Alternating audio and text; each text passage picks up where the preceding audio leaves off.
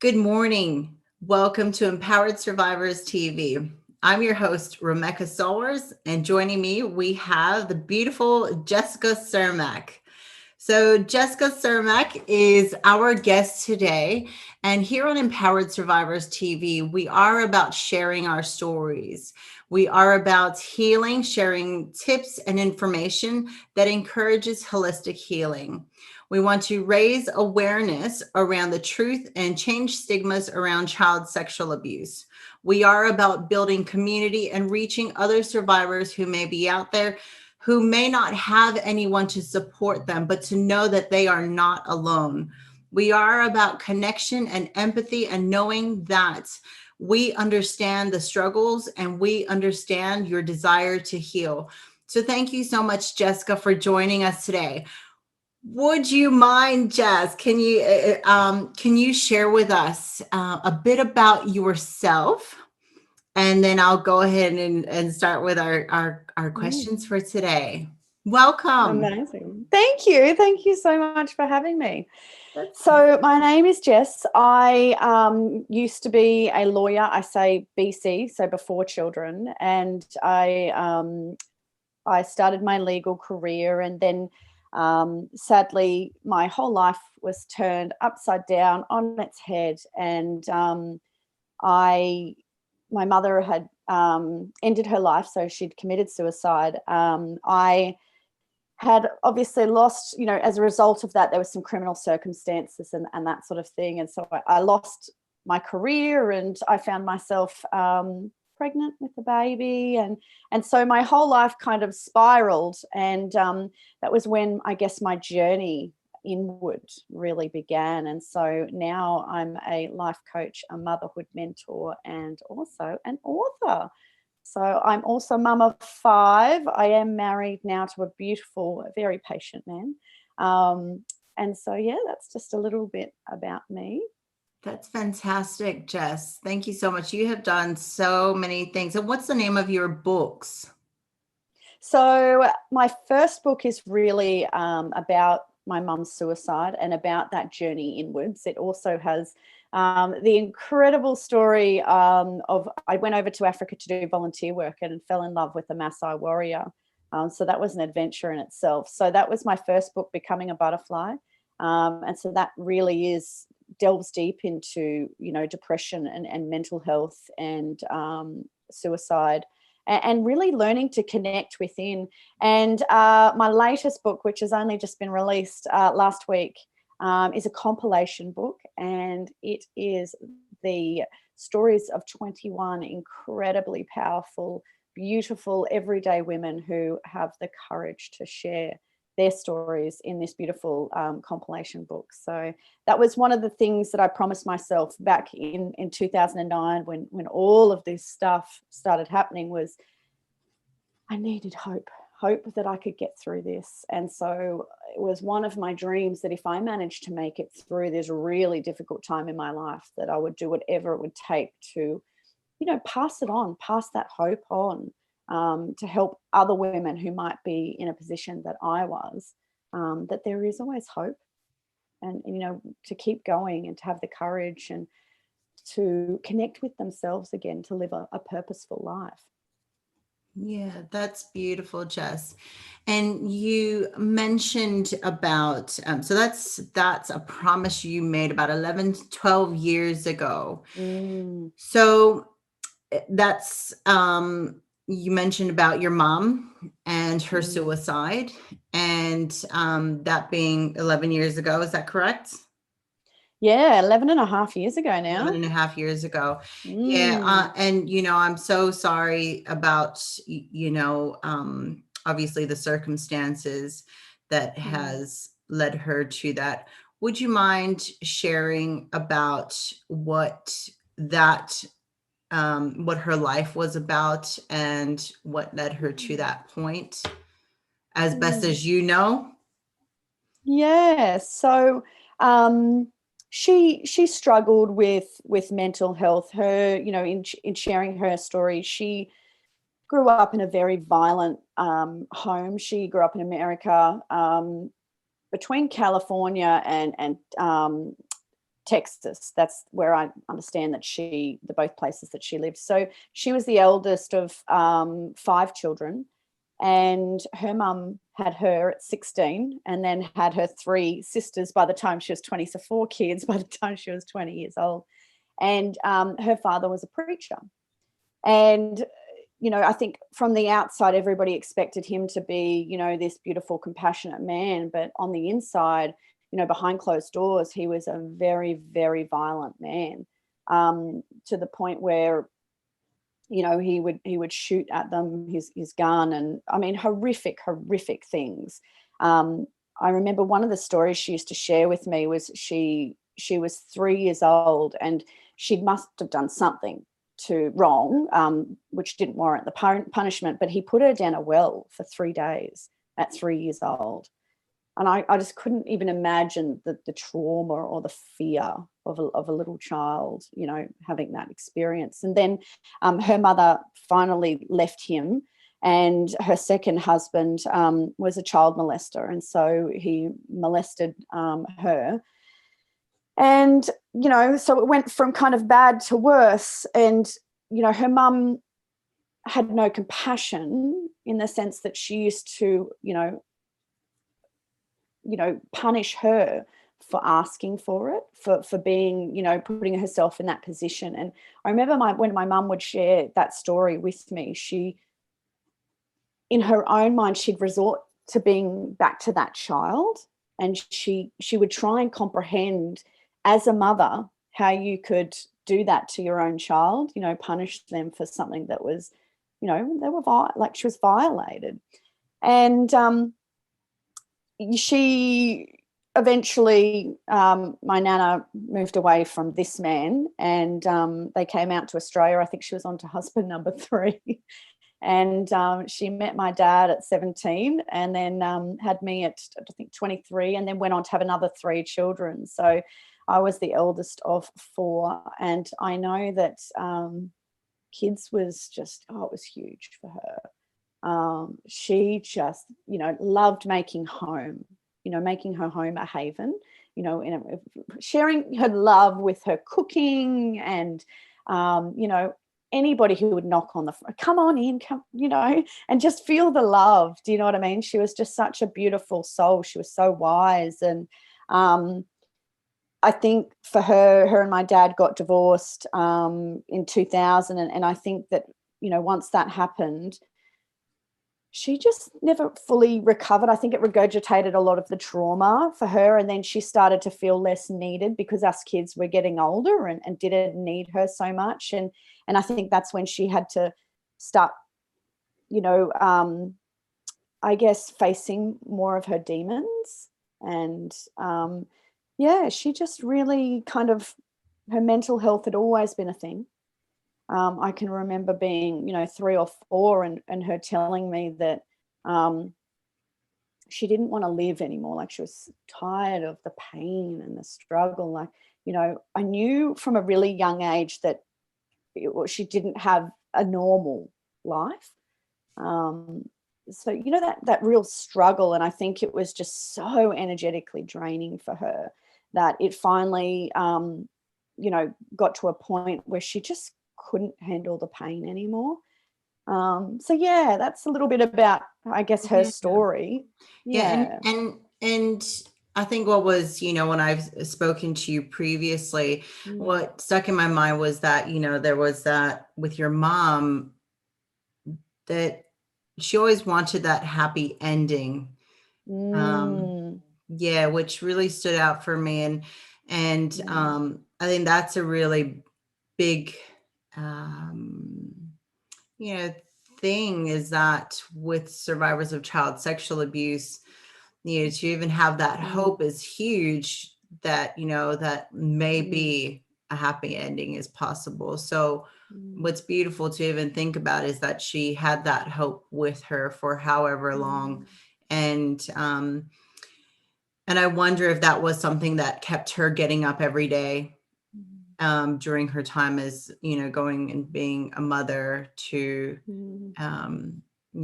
just walking through life without, did she have support around her trauma? No, and I think that was something that, like, looking back and reflecting now, I think could have really helped her. She never saw anybody. I think for her and where she came from, and particularly, I don't know whether it was the time or the era, but there just wasn't anything to help her. It was sort Yeah. of like, it was very shameful. It was, we don't talk about it. She used to talk to me, and I'd be like 4 years old, and I remember her telling me about her trauma, and opening up to me. But, Yeah. in hindsight, it should have been with somebody who was qualified, or, could sympathize with her and give her the support that she needed. But no, she had no access to that. And Mm. looking back, I wonder why that was. I Yeah. just think she felt like it was, not showing courage, that felt like she could handle it. Yeah. Yeah. And so how old are you able to share how old she Mm. was when it had first started? Did she ever tell you that? I'm trying to think back to, because, when she shared, it would be little snippets. So I'm trying to think back to when she actually told me that. Um, Yeah. I think around maybe 6 or 7. Okay. Yeah. Yeah. Yeah. And that would have been, and I'm really, really mindful. I really want to honor your Yep. mom in this space Yeah. because of the Yeah. fact that she has passed. And the reason why I really, I approached you about sharing this Yeah. story is that there is that generational trauma that is really, we're mindful of how it impacts 6 generations. And Mm, I want to honor her because it's mm, that, when I think about the legacy that a mother that a survivor has. And then when she has mm, children, the mm. legacy to even think what is the legacy that she is even capable of leaving, that you are her legacy. And I guess it's just that it's honoring her in this space. So I really, really want to make that known that the reason why we are Mm. here is to honor her today in Yeah. her, sorry, it's going to make me a bit tearful, but Mm. to honor her in the fact that it is a reality. It is a Mm. reality of Mm. how quick that child sexual abuse can steal Yep. Yep. the mental health, the mind, and in a second steal away a person's life and steal them away from their children. Mm. So I really want Mm. to acknowledge her. Are you Mm. happy to share her name, Jess? Dawn Star, so the morning star. That's beautiful. Such a Mm. beautiful name. It brings Mm. just such hope just in her name. So I guess it's just that moment to honor Dawn Star and her legacy that she has now left, Mm. which is you and the rest of her family. And knowing Mm. that what she had survived through in that time, even at her by herself, that it has made a positive impact in Mm. a way that she probably didn't realize. But I guess it's just that she kept trying, and that Yeah. has taught you something, I'm sure. And we can talk more about that.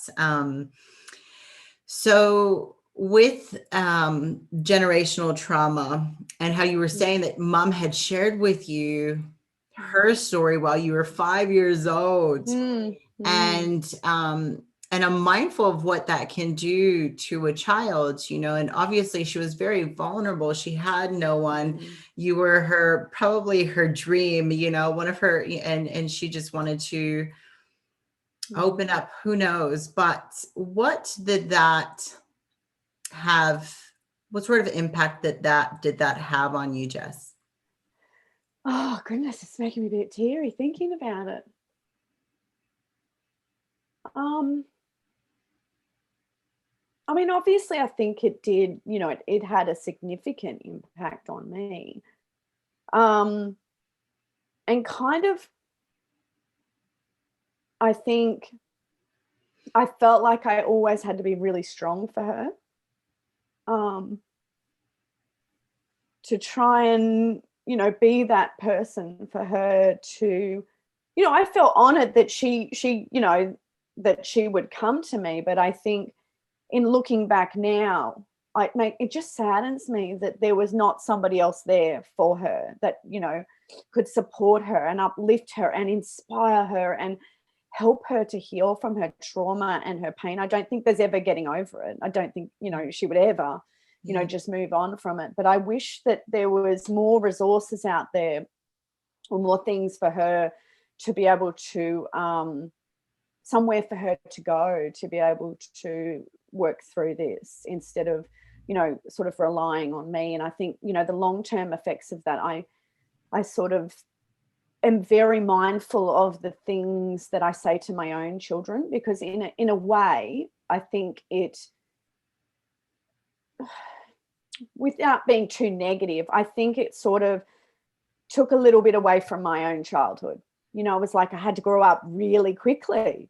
You know, Yeah. these are not children issues. These are adult things, even though they happen to children. Yeah. You know, they're adult problems. They're adult things that I probably shouldn't have had to go through. But she had no one else, and so Yeah. as a woman, you know, I understand that, you know, I'm grateful that I was there for her, because I think maybe she might have committed suicide. I mean, who knows, earlier, um, if she had have not have had at least me to talk to about it.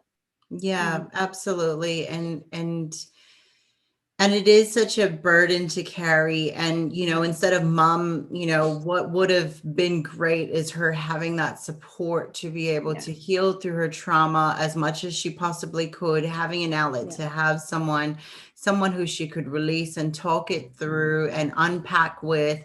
And, and that way she could sit and color with you and do more of mm, the fun kids mm, activities that would have been healing for herself as well, mm, because just mm, being able to be that kid mm. in that space where she felt safe to Well, open up she to you. was good like that, though. Yeah. She was, people used to come around. She'd love doing kid things, you know, like icing biscuits. We'd have half the neighborhood round when she'd, you know, pull out all this fun stuff to do. And I'm so grateful for that.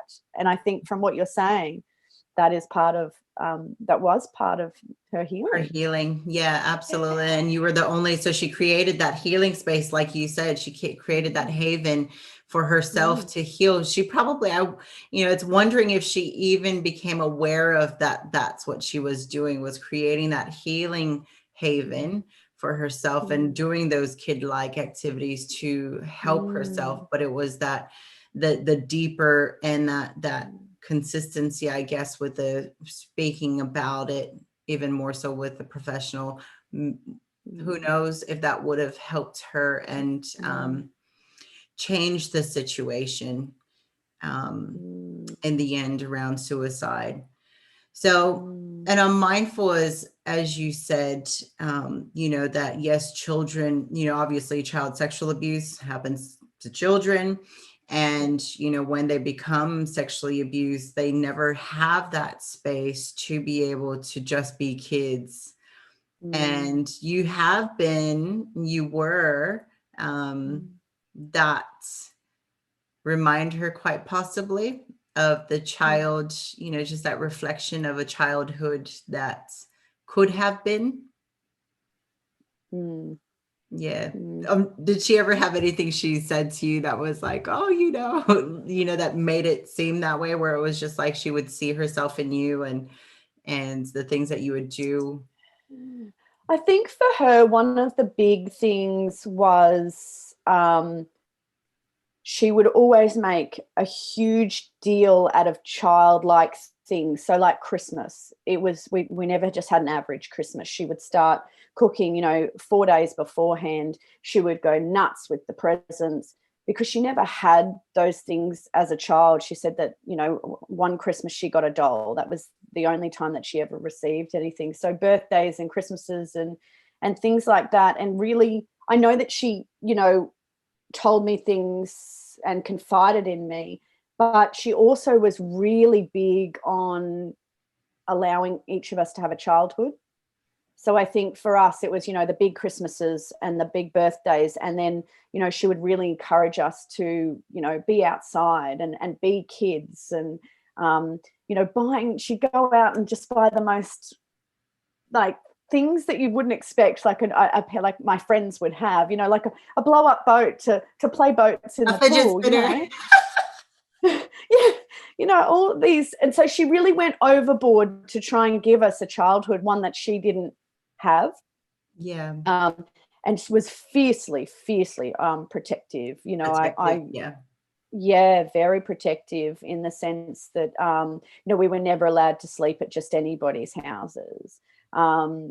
She was very conscious. She'd always, I remember one friend wanted me to go away with her down the Gold Coast. We were living in Brisbane, and it was just with the dad. And she was like, oh, I won't have that, So certain things I was allowed to do and certain things I was not allowed to do. And there was always this talking about, stranger danger, but more on a deeper level of trusting men, and which men you could hang around with, and which you sort of, listen to your intuition and the alarm bells. And always, you can tell me anything, always come to me, never let him, or if something would to happen, it to be a secret.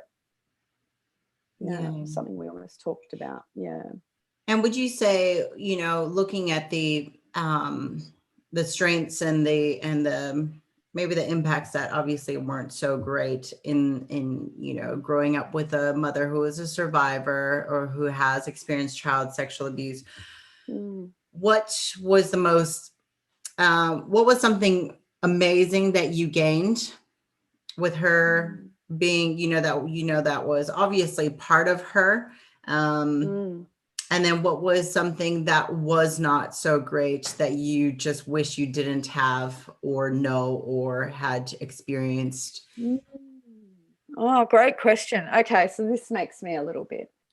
I think the things that she instilled into me was,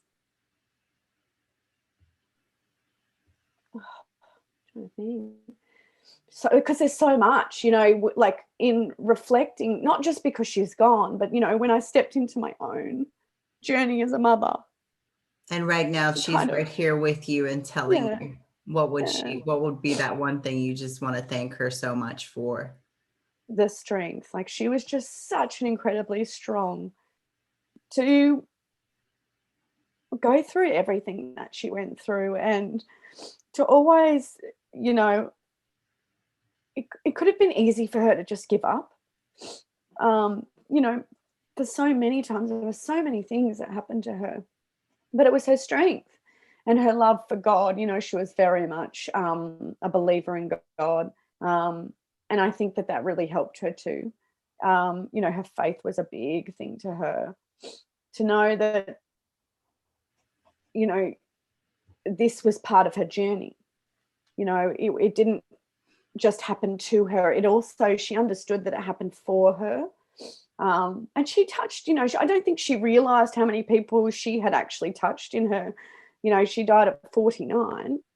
And she used to say to me, she's like, oh, I'd be lucky to have 2 people at my funeral. And then when we had her funeral, it was like, we didn't have a place big enough. It was spilling out the doors. And it was just so beautiful to see how many people authentically that she'd sort of touched. So I think her strength and her courage were the 2 big things. And she really taught me to trust in my intuition, and to be guided by that. And I think that's a beautiful thing to teach anybody, let alone, your daughter.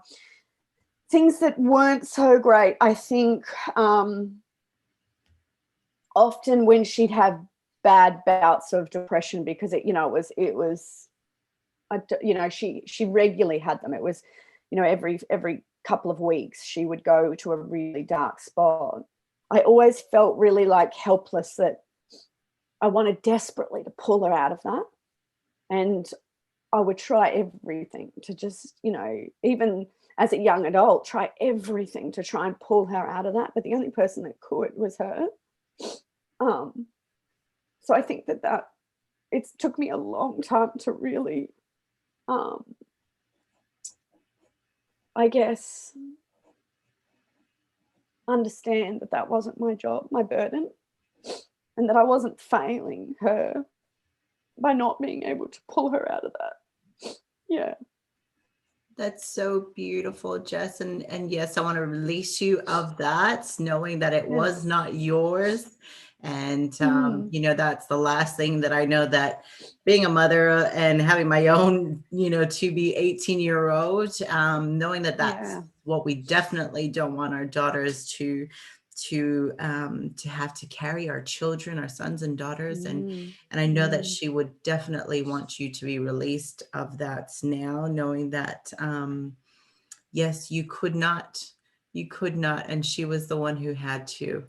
And her choices were her choices, and that you Yeah. loved her as best as you could while you were there. And that would have been amazing for her. I know that that would have been her most feeling of being alive. Yeah.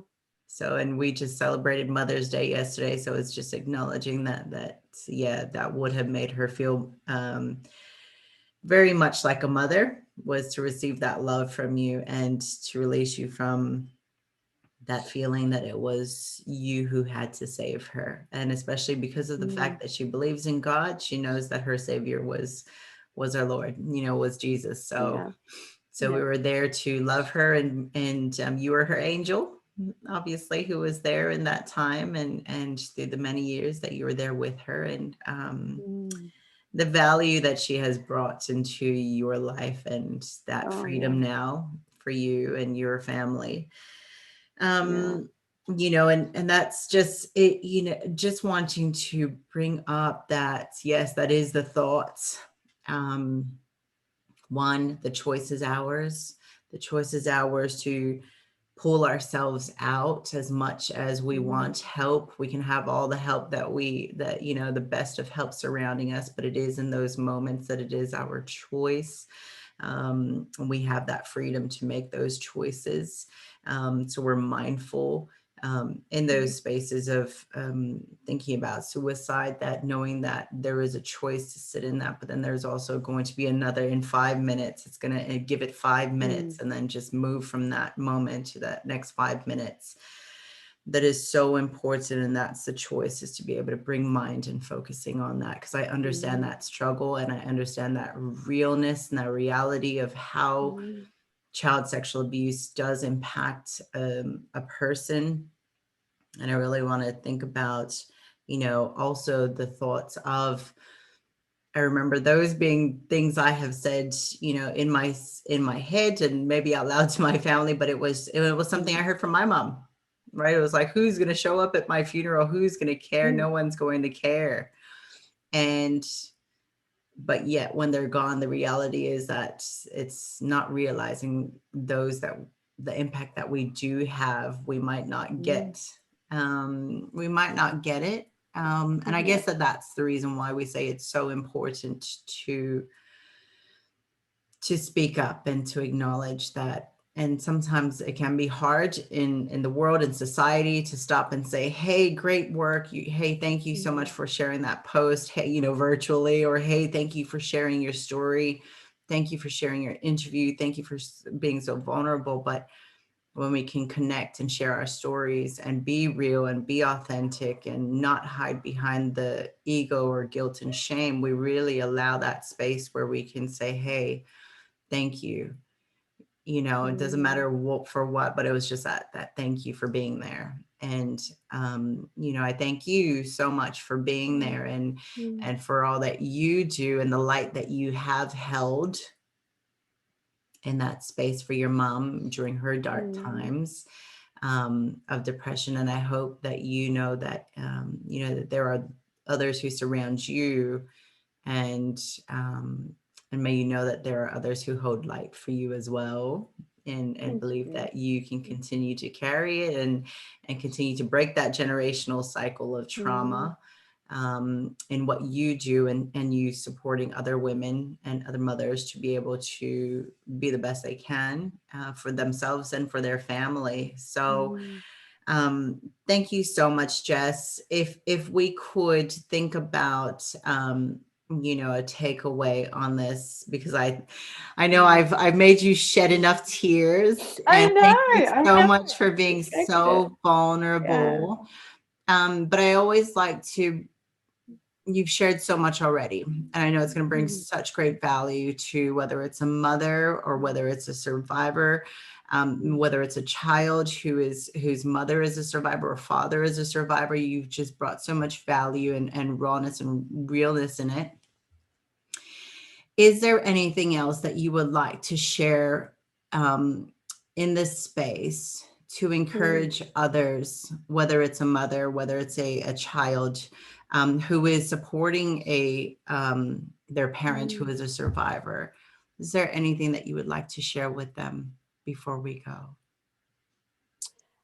I think the biggest thing, and when we were just talking then, one of the biggest things for me was just reflecting on how much compassion, many child sexual abuse victims have.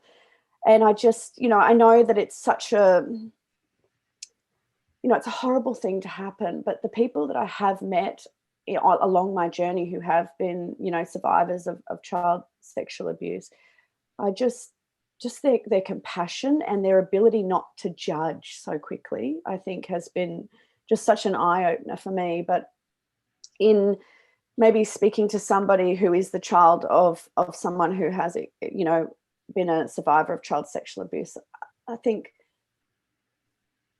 would be to seek out help if you need it as well. Um, because I think so often, and I know I did this for so many years, it was like, well, it's her stuff, it's not my stuff, so I've got nothing to deal with. And what I've realized is that even though it didn't happen to me, and I know that hers was much deeper, I'm not saying that it wasn't, but it still affected me in such a great way that I've had to seek out help to unpack that. And it took me a really long time to realize that it's okay for me to do that. Because there isn't, I'm finally realizing that there is generational trauma. And I'm sure that she wasn't the first woman in her family for this to have happened to. So if we go back, how many other women in that, they say that we carry trauma from 7 generations back. And so I don't, I don't want to leave that to my kids. And so I think, actually sitting there here and seeking help if I need it, learning to self-care on a much deeper level. I think for me, it's about giving myself, allowing that, has been a real big like aha moment for me.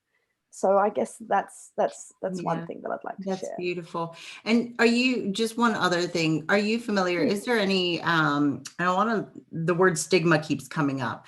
mm, What is one, what is a stigma that you are familiar with that is out there in society around the world that stops people from seeing the truth around child sexual abuse? Is there anything mm. in the top of your mind that you can speak about? I know, and I don't like this word, but I know for my mum it was a real sense of being,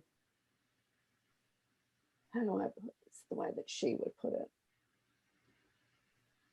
that her self-worth was much lower than everybody else's because of what she, it was almost like she believed herself to be really dirty and spoiled, wrecked. And I think for her, they were the things that she associated with herself that led her to the having more mental health issues, and for her to eventually, take her own life. So I think, yeah, those were the big words I know for her. And obviously I never saw her like that. I thought she was, she was the love of my life. She was, if there was one person in the world that I thought was the bee's knees, even for me, bigger than, as a child, bigger than God and bigger than anybody, it was my mum. I couldn't think of anybody else that I'd, want to love on and be with and just, be held by. And I think it just, kind of saddens me to think that she didn't have those, that she was robbed of that self-worth um, by somebody. Yeah. And, she was much bigger than that. Yeah. So, yeah. And do you have a message that you share with her?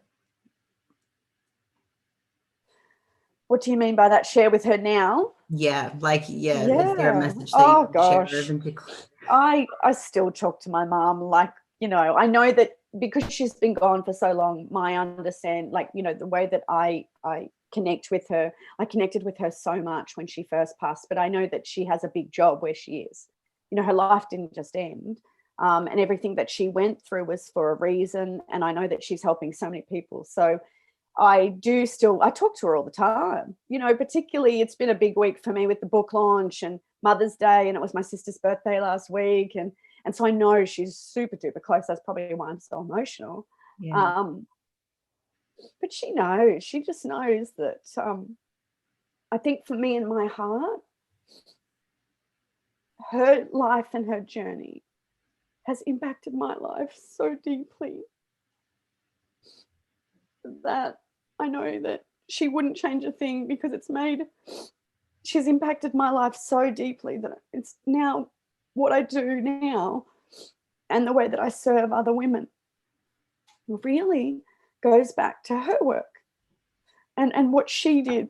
And if she hadn't have been through and overcome so much, I wouldn't have the strength and the wisdom and the love and the compassion that I do for women. And I think that's one of my greatest gifts, is that she told me, never, ever, you never judge a book by its cover, because you don't know their past.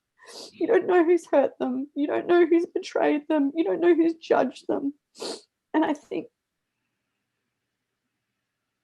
that her legacy continues on, and it continues on through me and through my brothers and sisters, and the women that we get to touch every day in the work that we do. Absolutely. And I think, compassion is such, it's not something that I can just give to somebody. It's something that's learned. Yeah. And And I'm just so grateful.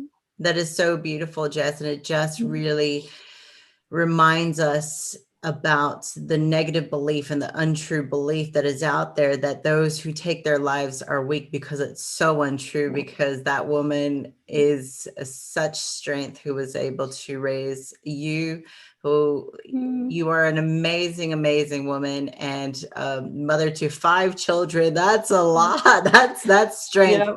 And, I commend you so much. And thank you for sharing your heart and your vulnerability.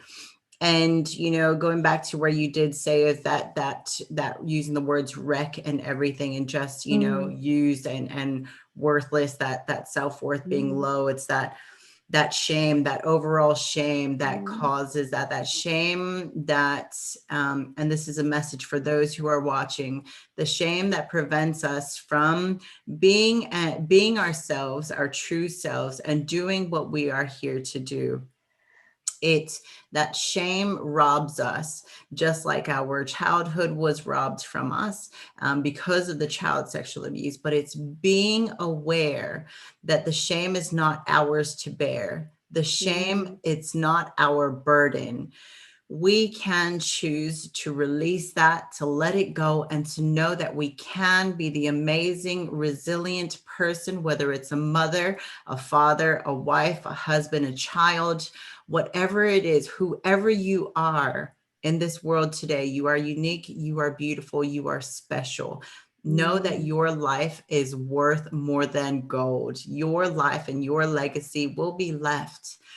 But I want to encourage you to please reach out. Please speak to someone, because it is really, really important. As we heard today in Jess's story and her vulnerability in sharing her mother, Dawn Starr's story, that we know it is really important and really crucial to have a community of support, to have people around us. Our children are there for us. They are our angels. But to seek that professional support, however that looks like, It can be a holistic approach. However, it looks like it does not have to be just one way.